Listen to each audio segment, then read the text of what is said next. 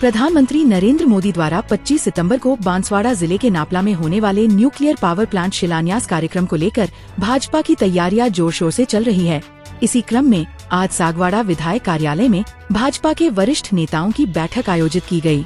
बैठक में भाजपा के पूर्व नेता प्रतिपक्ष एवं कैबिनेट मंत्री राजेंद्र राठौड़ तथा प्रदेश उपाध्यक्ष मुकेश दाधिच ने कार्यकर्ताओं को संबोधित करते हुए कार्यक्रम की रूपरेखा पर चर्चा की। उन्होंने कहा कि प्रधानमंत्री की ऐतिहासिक सभा को सफल बनाने के लिए सागवाड़ा विधानसभा क्षेत्र से 10,000 से अधिक कार्यकर्ताओं को आमंत्रित किया जाएगा। विधायक शंकरलाल डेचा के नेतृत्व में कार्यकर्ता 25 सितंबर की सुबह 10 बजे नापला पहुंचेंगे। सभा के दौरान प्रधानमंत्री नरेंद्र मोदी प्रदेश को कई सौगातें देंगे, जिसकी झलक पूरे राजस्थान में दिखाई देगी।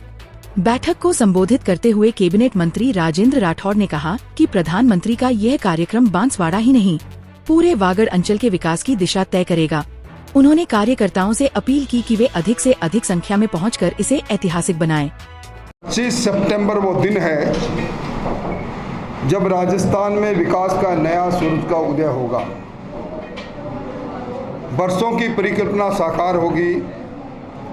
राजस्थान में बांसवाड़ा में दुनिया के सबसे लोकप्रिय प्रधानमंत्री नरेंद्र मोदी जी परमाणु बिजली घर का शिलान्यास करेंगे। 45,000 करोड़ की लागत से बनने वाले इस परमाणु बिजली घर में 2800 मेगावाट बिजली पैदा होगी। ये राजस्थान को विद्युत की दृष्टि से आत्मनिर्भर करने का एक बड़ा कदम होगा। इस इलाके के अंदर बड़ी संख्या में उद्योगपति निवेश करेंगे। यहाँ के लोगों को रोजगार मिलेगा और विशेष बात यह है कि एटॉमिक पावर प्रोजेक्ट से जीरो कार्बनेशन और किसी प्रकार का कोई प्रदूषण होता ही नहीं। दुनिया इस वैकल्पिक ऊर्जा की ओर आगे बढ़ रही है। आज उसी निमित्त कार्यकर्ताओं से बात करने के लिए मैं, हमारे प्रदेश के उपाध्यक्ष मुकेश जी दाधिच, महेंद्रजीत जी, कनकमल जी, शंकर जी डेचा की अगुवाई के अंदर हम सब लोग आए हैं। बड़ी संख्या में लोगों ने उत्साह किया है।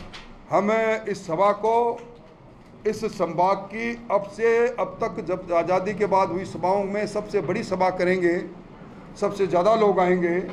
इस निमित्त आज की इस बैठक में हम सब लोग आए हैं।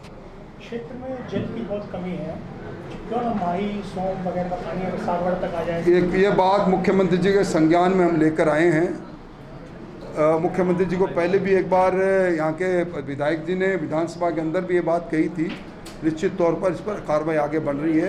किस प्रकार डीपीआर बनकर एक काम को आगे बढ़ाया जा सकता है, उस पर विचार किया जा रहा है। सर, मानगढ़ का जो है वो इतिहास के बारे में भी प्रतिपक्ष के नेता जो है अफवाह उड़ा रहे हैं।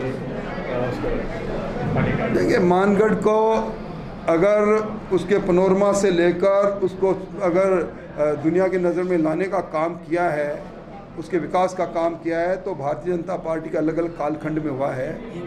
मानगढ़ तीर्थ स्थल है। इसको राष्ट्रीय स्मारक के रूप में इसकी ख्याति और बढ़े, इसके बारे में निश्चित मंच पर ये विचार चल रहा है। ये काम होगा। क्षेत्र में भोले भाले आदिवासियों को धर्म परिवर्तन है तो देखिए, सबसे बड़ा दुर्भाग्य है कि यहाँ इस प्रकार की शक्तियों का उदय हो रहा है। धर्म परिवर्तन के लिए इसी कारण से, इसी आदिवासी क्षेत्र के कारण से इस बार सख्त कानून लाया गया है। सजा बढ़ाई गई है। आजीवन कारावास तक की बात लिखी गई है। मैं समझता हूँ कि ऐसे कुछ कतिपय शक्तियों को अब जेल के सीख चौक में नए अधिनियम के तहत पहुँचाया जाएगा। इसमें पाबंदी भी लगेगी।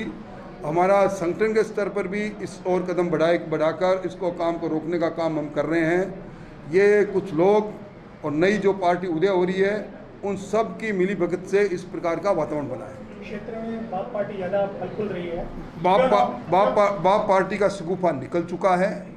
लोग उनके यथार्थ को समझ गए हैं। अब आपने देखा होगा, उनके विधायक का कर्म देखा होगा।